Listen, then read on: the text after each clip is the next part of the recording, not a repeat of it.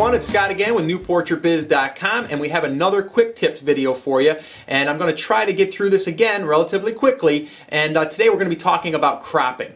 Alright, now I know cropping you usually want to show and be visual about it, but I can explain what I need to explain here in this short video. The question comes in from Dave. And Dave said, well, he's been a member for a very long time, and he said that he loves everything, which is awesome. Thank you, Dave. And he said, I'm wondering if you could post a video on how to crop an image to a specific aspect ratio without cropping off the image. This is a very, very common question, and it's something that it took me a while to even understand, because most people don't understand it because they just think you shoot something with the camera and then you print it out, and you should be able to make it any size you want. Well, you can, but you're going to lose some of the image, and I'll talk about that. He just says that he shoots with a Canon 5D. Doesn't really matter in this case. And when I try to get the image cropped to a certain aspect ratio, say an 8:10 in a horizontal or a vertical, parts of the image is chopped off. And that's another thing. A lot of customers or clients, they'll say, my image is chopped off. Where did that go? Okay, here's a couple things. Let's just say that your camera, the aspect ratio is like a 4:6 print size. So when you get an image printed from your camera, it's going to print a 4:6, and you're going to see everything on there. That's kind of like full frame, let's call that. All right. Now I know there's going to be some tech guys out there and some women that'll be trying to get all technical on me here, but just go with me on this. Let's just say it's a 4:6, 4 inches by 6 inches. All right. Now let's say you go to get an 8:10. What people don't realize is an 8:10 is not the same constraints as a 4:6. All right. So here's a quick little tip for you.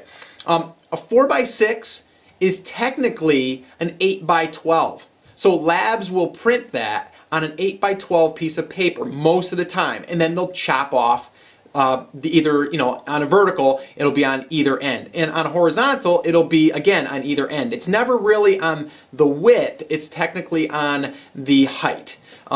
It's kind of hard to explain that part, but anyway, you get the idea. So for example, if you want all of that image printed, you can have an 8:12 printed. Most people do, and you can find frames like that.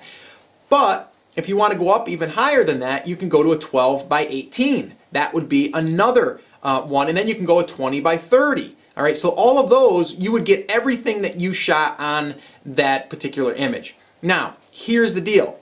I have learned, Lisa has learned, we've all learned that you always want to shoot wider.